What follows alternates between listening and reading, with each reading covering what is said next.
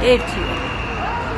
ანა კომლაძე ვარ, სამსახურიდან გაშვებული საჯარო მოხელე ევროპული კურსის მხარდაჭერის გამო და მეც როგორც ბევრი ჩემი კოლეგა ვდგავართ რუსთაველზე სამართლიანობისთვის, ღირებულებისთვის, ღირსებისთვის და იმიტომ რომ არასდროს არ იდევნებოდნენ, არ იჩაგრებოდნენ ადამიანები მათი შეხედულებების გამო, მათი ღირებულებების გამო, სამართლიანი სახელმწიფოს გამო ვდგავართ აქ და სამართლიანობისთვის ვდგავართ და პირველ რიგში დატყვევებული, უკანონოდ დატყვევებული ადამიანების გამო მათი უსამართლობის ფონზე ჩვენი უსამართლობაც ნაკლებად კი მძიმეა, მაგრამ როცა ადამიანები ციხეში არიან და